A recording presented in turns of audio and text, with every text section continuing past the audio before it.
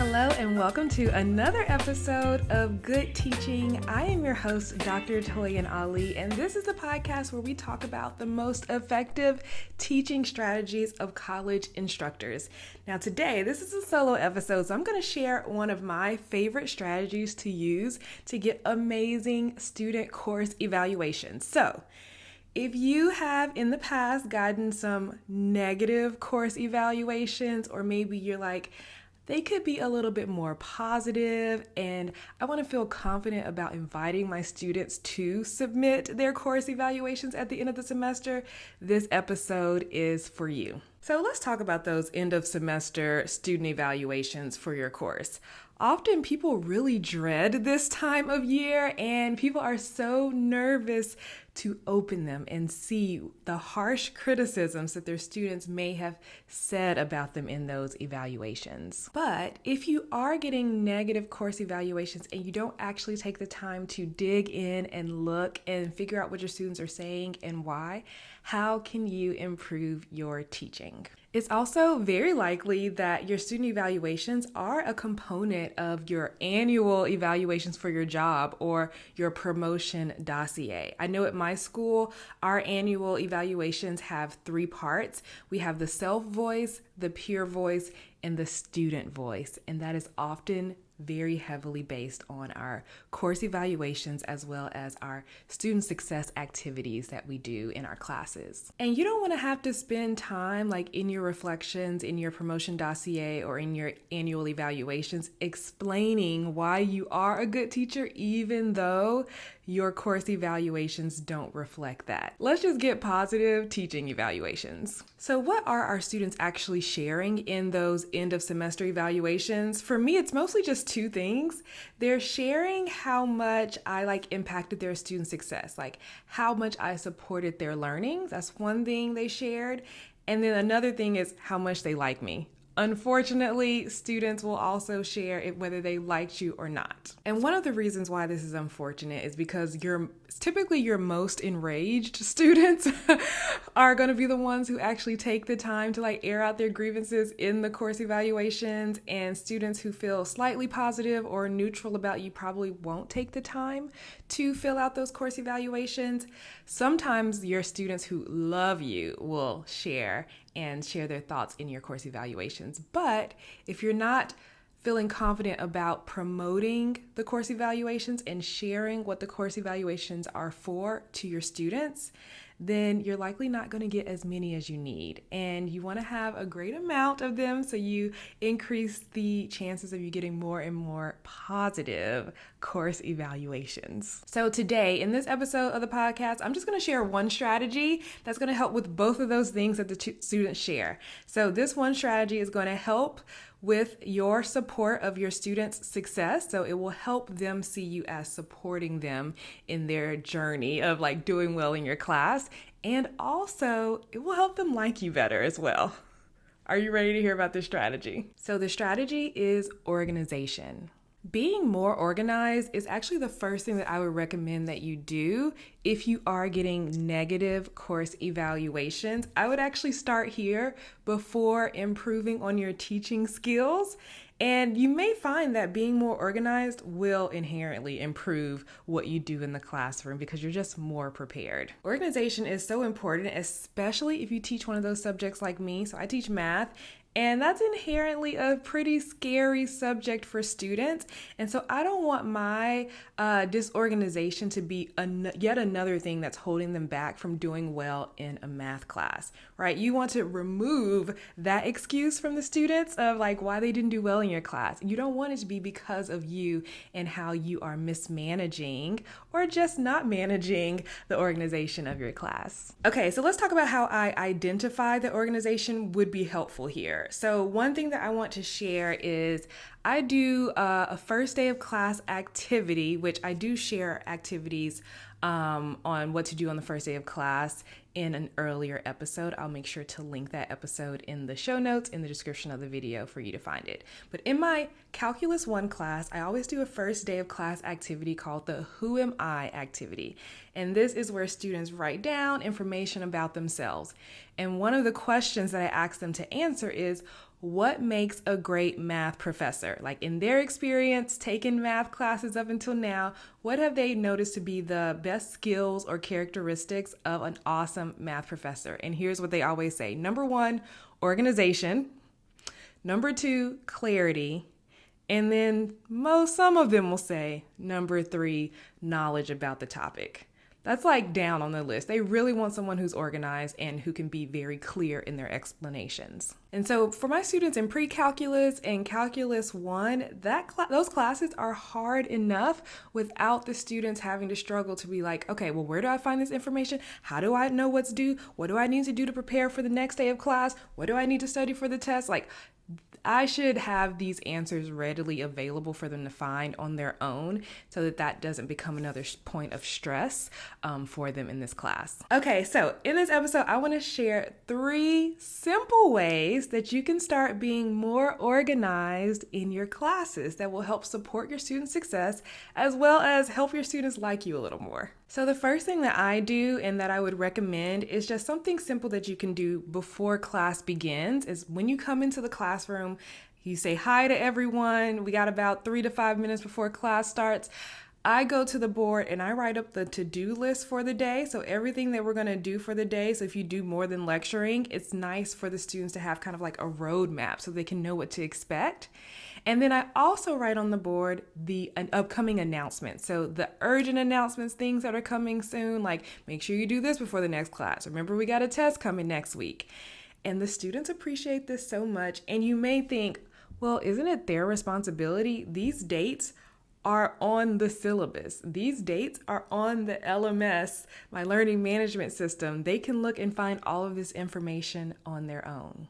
Well, most of our students are new adults. They are still trying to figure out their organization and time management skills. And so it really doesn't hurt to just remind them of these things in class and they can be like, oh my goodness, oh yeah, let me remember to put this in my calculator. They'll think, oh my goodness, oh yeah, let me remember to put this in my calendar or in my planner so I don't forget because I almost forgot about this due date, right? Your class isn't the only class that they have. They're taking probably 4 other classes with other due dates and deadlines and responsibilities that they have to manage. And so it's nice to get that in-person reminder. And that way, if a student does have a question about things, they can ask you immediately and not have to feel nervous about crafting an email to you. We're all about supporting our students as they grow and learn and become adults. And honestly, what I've found is my students greatly appreciate these reminders, so they never actually feel blindsided by things in my class. And so you may have noticed if you do get negative teaching evaluations, maybe that's one of the students' complaints. Like, yeah, I never turned anything on time because they just told me about the due date the day before or something like that. Even though it's in your syllabus, even if it's no fault of your own as the instructor that the students feel blindsided about assignments being due, it is nice to give them those reminders, and they tend to appreciate that. Another strategy that you can use to help increase your organization in your class and help with your student success and also help them like you more is to use consistent due dates and assessment types. So here's what I mean. It can be very overwhelming for a student to have a homework due on Tuesday, and then the next homework is due on a Monday, and then last minute they get a homework assignment that's due on a Friday. That can be very stressful and overwhelming for them, especially if every one of their professors have different due dates for different things, and they never know when things are going to be due. So I try to help my students out here. I like to have consistent due dates and deadlines for things. So here's what I mean. This semester in my pre-calculus class, I am giving a quiz every Wednesday. They know if it's Wednesday, we're having a quiz. The online homework assignments, they're always going to be due on Tuesday. It's their consistent due date for online homeworks. For written homeworks, Those are going to be due every other Friday. So they have this pattern that they can rely on, and it really helps them to manage their schedule.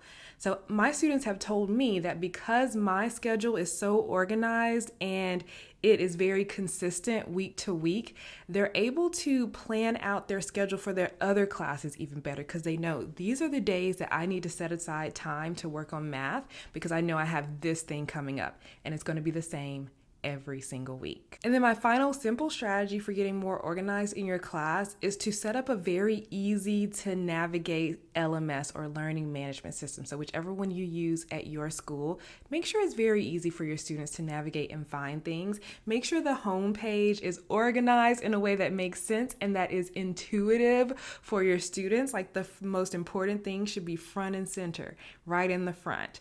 And if there's something important that they need to click on all the time, maybe it's helpful to put it in the navigation bar.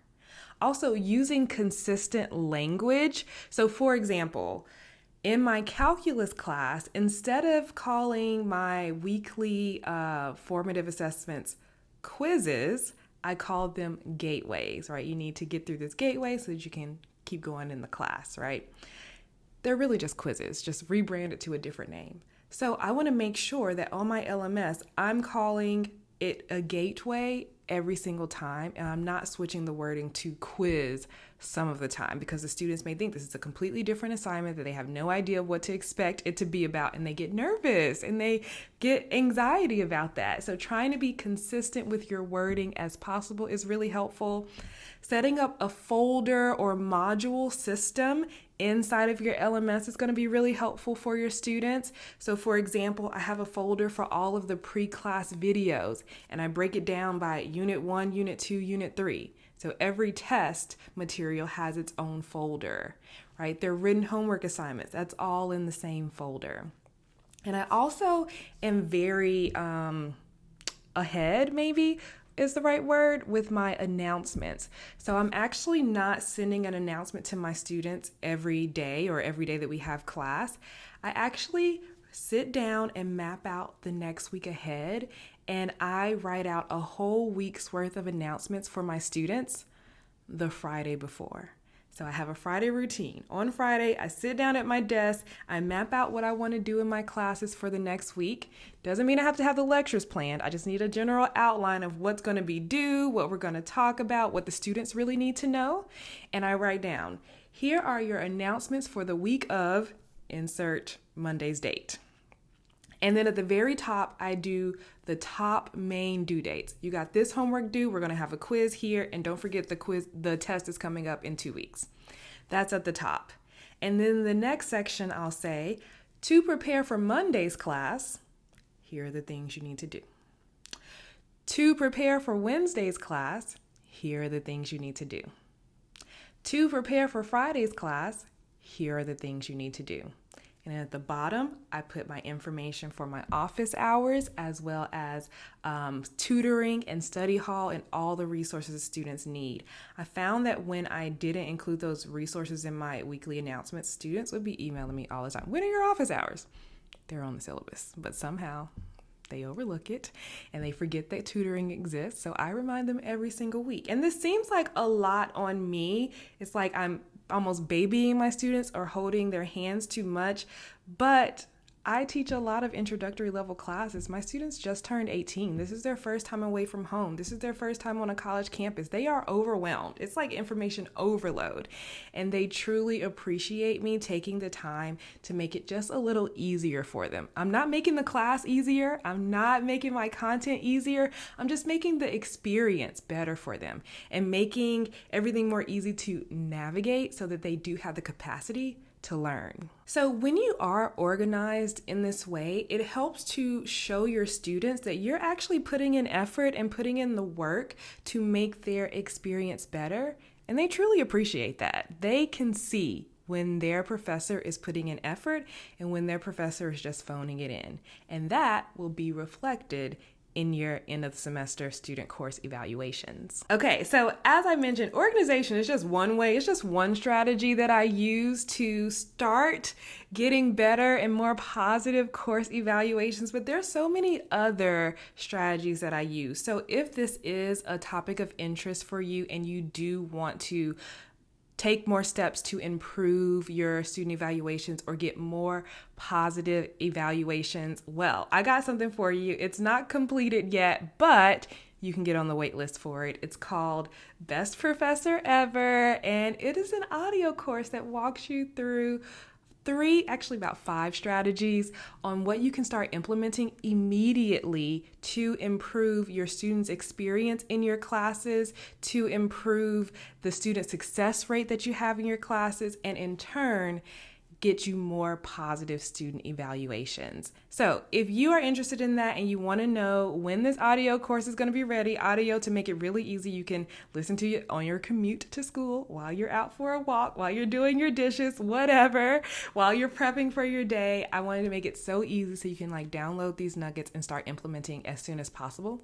So if you would like to get on the wait list for that, go to my website, drtoyinalli.com/best Professor Ever, and there's a dash between each word. So there's also one more thing that I'm working on this semester that I'm super excited about. This won't be ready until the summer, but I'm creating a professional development training course. So this is actually going to be just for mathematicians. So for math departments, this is for you. I do feel like there is a need when it comes to introductory level math courses and training the people who are going to be teaching those classes, because the students really need support. They need confidence. They need problem solving skills.